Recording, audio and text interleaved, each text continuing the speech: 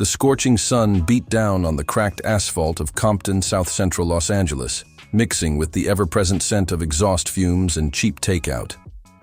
For Darius D-Money Miller, this concrete jungle was both his birthplace and his destiny. Born into the struggle, he saw the gangs, the drug deals, and the constant police sirens as the soundtrack to his childhood. School was a distant concept. The streets were his real classroom. At just 14, while most kids were worried about homework, Darius was already deep in the game. He started out small, slinging dime bags on corners, keeping an eye out for rivals or the cops. His sharp mind and colder-than-ice demeanor quickly caught the attention of the Bloods, the dominant force in his neighborhood. Unlike others who relied solely on brute force, Darius had a strategic edge. He was quiet, observant, and learned fast. He never held a legitimate job. The streets were his only employer, the illicit trade his only career path. D-Money quickly climbed the ranks. He moved weight, organized territory, and ensured tax collection from other dealers. His reputation grew with every successful score, and every rival pushed out of their turf. By his early 20s, he was a respected leader in one of Compton's most lucrative Bloods territories. His name commanded fear and loyalty. He'd seen friends fall, enemies rise, and the constant dance with death that defined their existence. He came from nothing, the very bottom of the barrel. His parents, worn down by systemic poverty, couldn't keep him off the streets. He trafficked heavily, moved unimaginable amounts of product, and when necessary, killed without hesitation. He robbed, extorted, and embraced every facet of the criminal life. D-Money was the embodiment of what the streets could mold. A ruthless, intelligent leader, forged in the fires of Compton's gang warfare. His ambition, however, would soon lead him down a path no one in the Bloods could have ever imagined. D-Money is a rising star in the Bloods, but his ambition knows no bounds. What dangerous path will he choose next?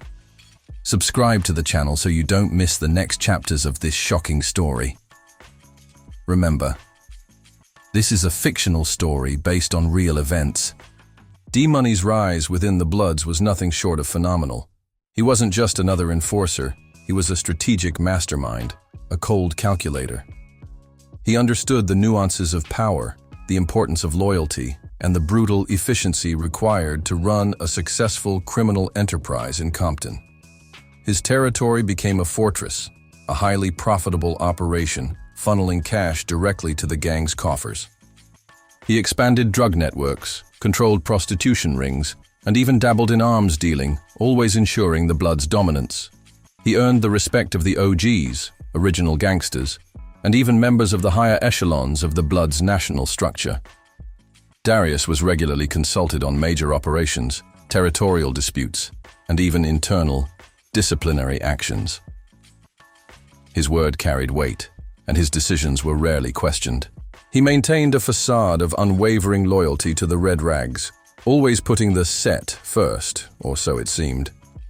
The expensive chains, the custom cars, the designer clothes, they were merely trophies of his hard-earned status, symbols of a power he wielded with quiet confidence.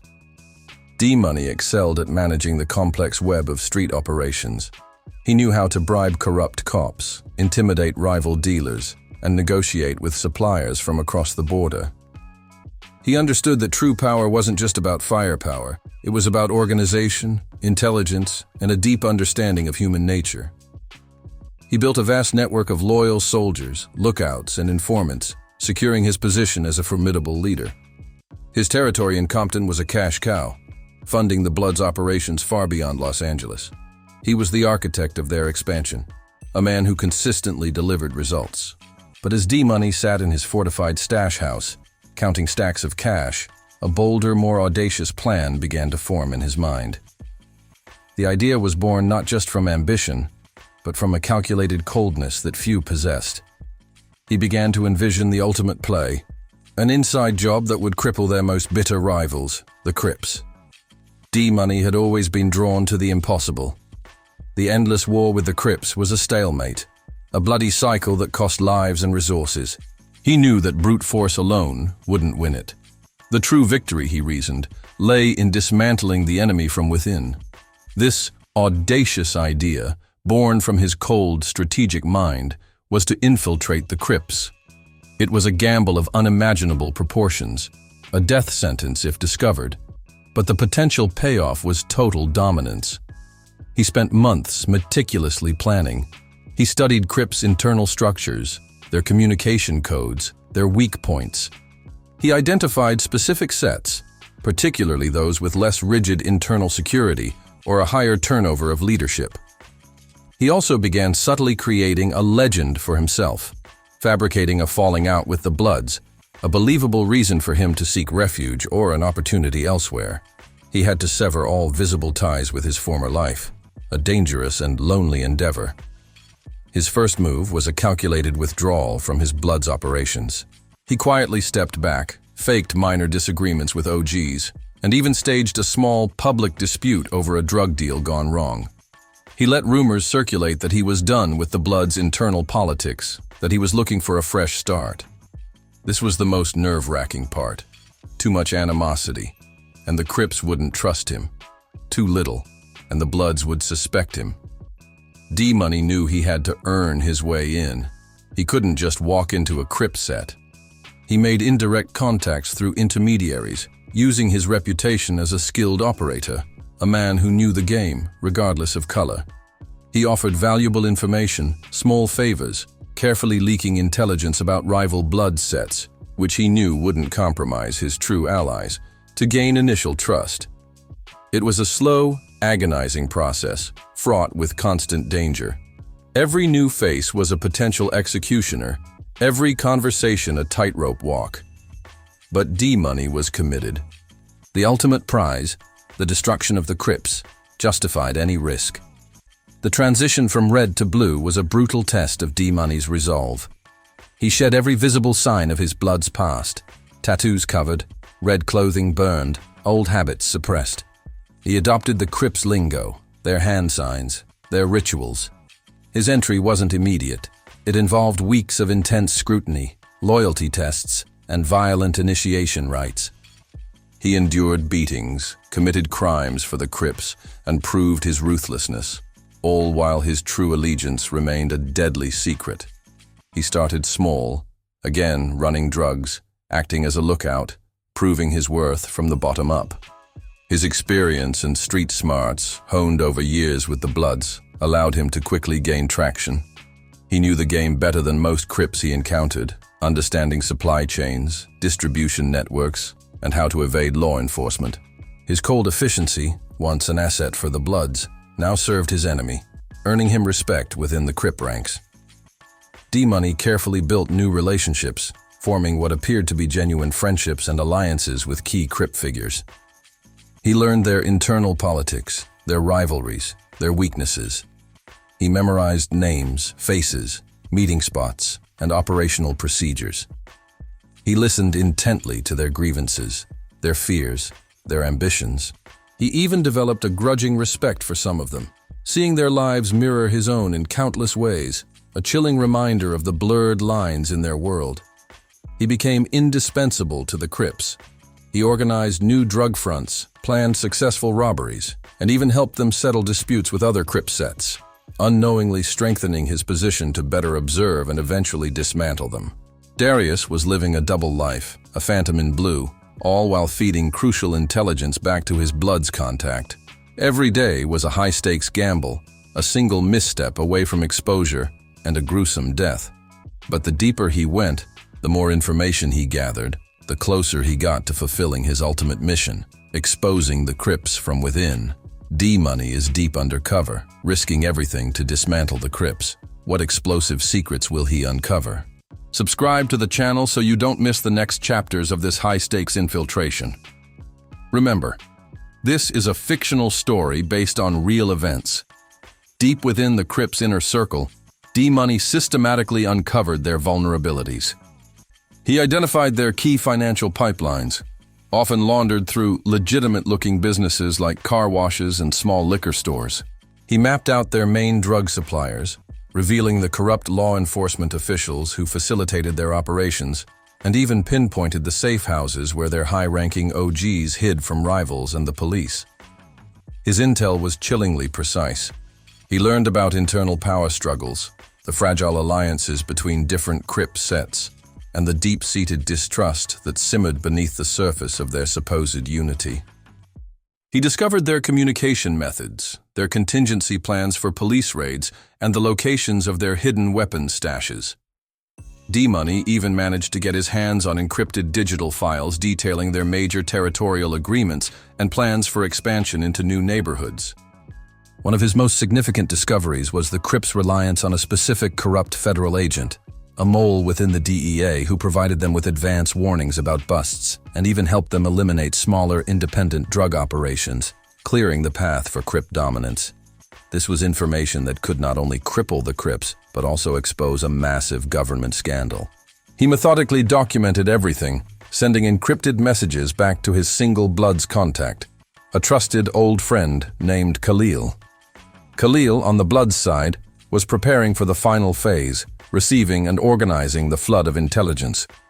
D-Money's life was a constant tightrope walk, maintaining his persona as a loyal Crip, while simultaneously gathering the very information that would lead to their downfall. The weight of his deception and the grim reality of his mission pressed down on him, but the promise of victory kept him focused. D-Money knew his time inside the Crips was limited. The deeper he went, the higher the risk of exposure. He had gathered enough information to deliver a crippling blow. The plans for the coordinated assault were being finalized by the Bloods, based on his intelligence. But the very success of his infiltration began to sow seeds of suspicion. A sudden, unexpected increase in police raids targeting specific Crip operations, particularly those that D-Money had only recently infiltrated, raised red flags. While he expertly deflected suspicion, attributing it to internal leaks or increased police presence, a few older, more seasoned OGs within the Crips began to eye him with a colder gaze. His rapid ascent, his uncanny ability to anticipate problems, and his former reputation as a ruthless Bloods leader, though buried, were not entirely forgotten. The tipping point came during a high-stakes meeting where a critical piece of intelligence about a Bloods arms shipment, fed by D-Money himself as a test, was unexpectedly compromised. The Crips suffered heavy losses. While D-Money provided a plausible alibi and even led a retaliatory strike, one Crip OG, a man named Ghost, known for his paranoia, started putting the pieces together. Ghost didn't trust D-Money's quick rise or his previous legend of leaving the Bloods. The trap was set. D-Money was summoned for a loyalty test, a dangerous mission that seemed designed to either kill him or expose him. He sensed it. The air was thick with mistrust. During the mission, a hidden Crip backup team, placed there by Ghost, opened fire on D-Money and his Crip crew, hoping to expose his true colors. In the chaos, D-Money realized he was compromised. His cover was blown. The betrayal was complete, and his survival depended on acting fast. The ambush was brutal. Rounds whizzed past D-Money as he fought back, not just against the Crip backup team, but against the grim realization that his long, dangerous mission was over. His years of fighting for the Bloods, then infiltrating the Crips, had honed his combat instincts. He moved with a speed born of desperation, returning fire, creating chaos. Amidst the gunfire and shouts, he saw Ghost's face in the distance, a look of grim satisfaction. D-Money knew he couldn't stay. With a burst of adrenaline, he fought his way out, leaving a trail of destruction. He took hits, but kept moving, disappearing into the maze of alleys and backyards he knew so well from his days in Compton. The Crips, now fully aware of his betrayal, launched an immediate all-out hunt. Every Crip on the streets was looking for the man in blue who was truly wearing red underneath. He made a desperate, final call to Khalil, his Bloods contact. "It's done, Kay.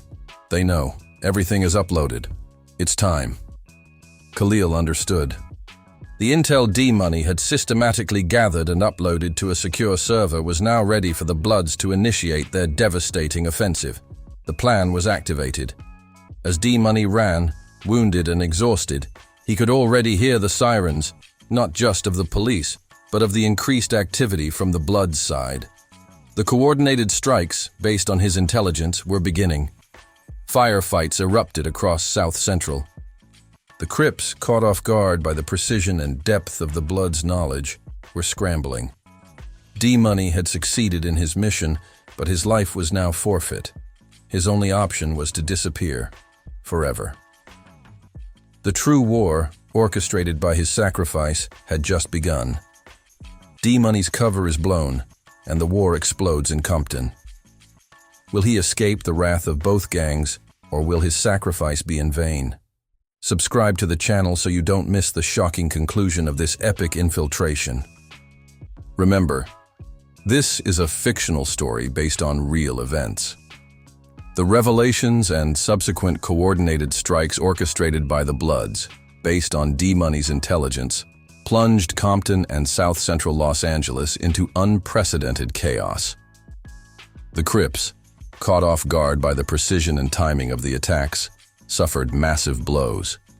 Their drug pipelines were disrupted, their stash houses raided, and their key leaders, exposed by D-Money's intel, were either arrested or eliminated. The streets ran red with the blood of a gang war unlike any seen before. Law enforcement agencies, though denying any prior knowledge of D-Money's infiltration, were overwhelmed. The FBI, DEA, and local police launched massive operations, capitalizing on the internal strife within the Crips. Arrests soared, and the power vacuum created by D-Money's actions led to a new, brutal scramble for control among the remaining Cripsets and other smaller gangs. The Bloods, meanwhile, capitalized on their rivals' disarray.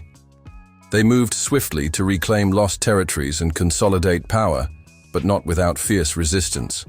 The war was bloody, claiming lives from both sides, as well as innocent bystanders caught in the crossfire. The media descended on Compton, reporting on the escalating violence and the mysterious insider who had ignited the powder keg. D-Money, the catalyst for all this, was now a ghost. He was hunted relentlessly by both the Crips for his betrayal and by elements within the Bloods who feared his knowledge of their own inner workings. He was too dangerous to live, too valuable to be caught. Every corner he turned, every shadow, was a potential threat. He heard whispers of his name on the streets, a legend now, but a legend condemned. His only choice was complete disappearance. D-Money knew he couldn't stay in the United States. His face was too well known, his knowledge too dangerous. He had burned every bridge, severed every tie, and there was no going back to the life he knew. His only hope for survival was to vanish completely, to find a place where his past as a Bloods leader and Crip infiltrator meant nothing. Through a series of complex and risky maneuvers, using hidden stashes of money and contacts made years ago outside the gang world, D-Money began his long, solitary journey into exile. He traveled under false identities, avoiding airports and major checkpoints, moving through a clandestine network of smugglers and facilitators. His destination, Africa, a continent vast enough to swallow a man whole, a place where he could perhaps find anonymity. The journey was grueling, fraught with danger and constant paranoia. He survived on meager resources, slept in shadows, and trusted no one. The vibrant, chaotic streets of Compton were replaced by dusty roads, unfamiliar languages, and endless stretches of foreign landscapes. He carried the weight of his actions, the faces of those he'd killed, and the ghosts of Anna and Sophia from the fictional Compton narrative, a constant reminder of the life he destroyed. He made it. After weeks of perilous travel, D-Money found himself in a remote, quiet village in a small African country. He lived simply, anonymously, a world away from the violence and power struggles of South Central. He had no friends, no status, no future beyond the next day. The only thing he held on to was a lifeline to his past, a daily, brief phone call to his mother, who knew nothing of his current whereabouts, only that her son was alive. D-Money's life in Africa was one of stark solitude. He worked odd jobs, kept to himself, and rarely spoke about his past. The scars on his body were fading, but the deeper ones on his soul remained. He often thought of Compton, the heat, the sounds, the faces of his fallen comrades and enemies. He had succeeded in his mission, crippled the Crips from within, but the victory tasted like ash. It had cost him everything. His daily phone call to his mother was his only connection to his former life. He never revealed his location, always assuring her he was fine, safe, and working. She in turn never pressed, only finding solace in the sound of his voice, knowing her son, though lost to her, was still alive. It was a fragile bond, maintained across continents, a silent testament to a love that transcended the brutality of his life. The war he ignited in Compton eventually settled, leaving a changed landscape of power. The Crips were weakened, but not destroyed, adapting to new realities. The Bloods solidified their control in certain areas, but the violence continued, an endless cycle. The system, though shaken by the revelations of Operation Kronos, a detail from your previous story, integrated here as the larger context of systemic corruption, not necessarily tied to D-Money's direct revelations, largely closed ranks, burying the scandal under new headlines and political maneuvers. D-Money, the former Bloods leader, the ruthless infiltrator, faded into obscurity.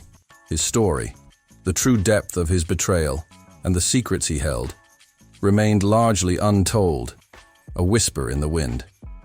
His final fate remains ambiguous, known only to himself and the vast, silent continent that became his prison and his refuge. He lived, a ghost of his former self, carrying the weight of his choices, knowing he could never truly escape the shadow of the streets he once ruled. The epic tale of D-Money, the former Bloods leader who sacrificed everything to expose the Crips, comes to a chilling end. His story is a testament to the brutal realities of gang warfare and the dark paths some are forced to walk. If this gripping narrative resonated with you, subscribe to the channel for more untold stories from the shadows. Insert your YouTube channel link here. Remember, this is a fictional story based on real events.